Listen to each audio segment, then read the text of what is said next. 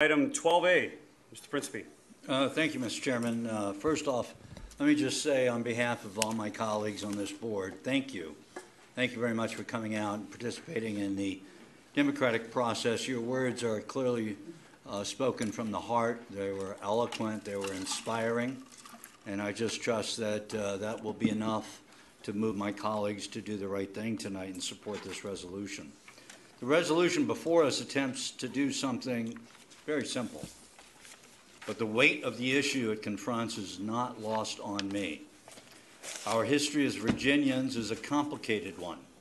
We're the home of many of the most celebrated founding fathers who boldly proclaimed that all are entitled to life, liberty, and the pursuit of happiness.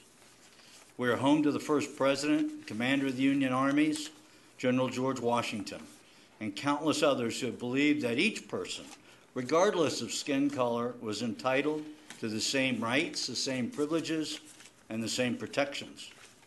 But we are also home to many who served in leadership positions for the Confederate States, including the General of the Army of Northern Virginia and the top Army commander for the Confederacy, General Robert E. Lee.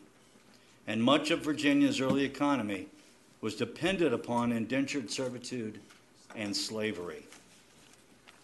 Our complicated, complex, and lengthy history is not lost on me, and my intention in bringing it forward is not to ignore or erase our history.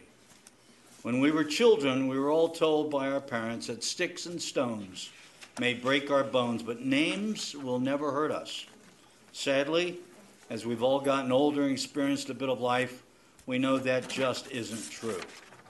While we appreciate that our parents are trying to protect us, perhaps shield us against the nasty and demeaning actions of others, we know that names like bigotry, racism, sexism, and other discrimination hurt, and they hurt deeply. Many here tonight have said that removing these names will doom us to repeat our history. But I posit that the argument is far less compelling than the constant reminder of bigotry and oppression that the names represent. We should not honor or memorialize those who did not believe in, who openly fought against equity and fair treatment for all. These names are haunting, and they serve as reminders of a time of great pain, great suffering, and great loss, not only in lives, but also in dignity and self-respect. It is far past time that we move past these reminders and the subconscious damage that they have caused and will continue to cause.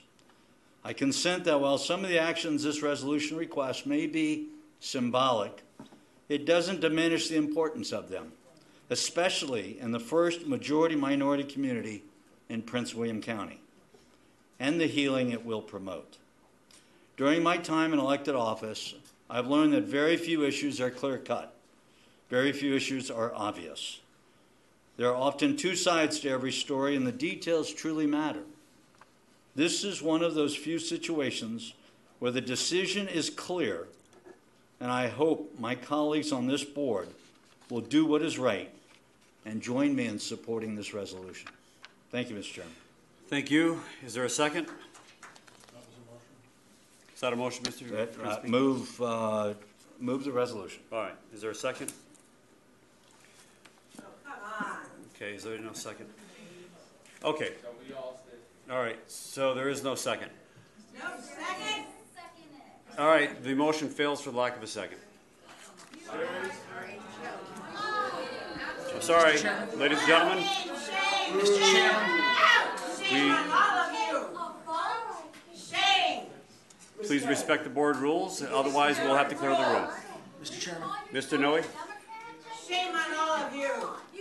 Mr. Noe, please proceed. You Cameron. You Jenkins. If, ma'am, I'm sorry, if you do not comply with the board rules, you're going to have to leave. Mr. Chairman. Mr. Noe?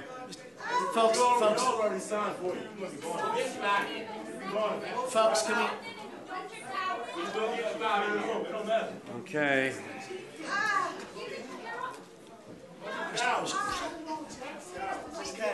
Highly disappointed. Okay. Thank you very much. Okay, Miss Lyle, if you cannot obey the board rules, you're going to have to leave. Miss Lyle. Okay. The board will go on a recess, and I'd like to ask the clerk to clear the room, please.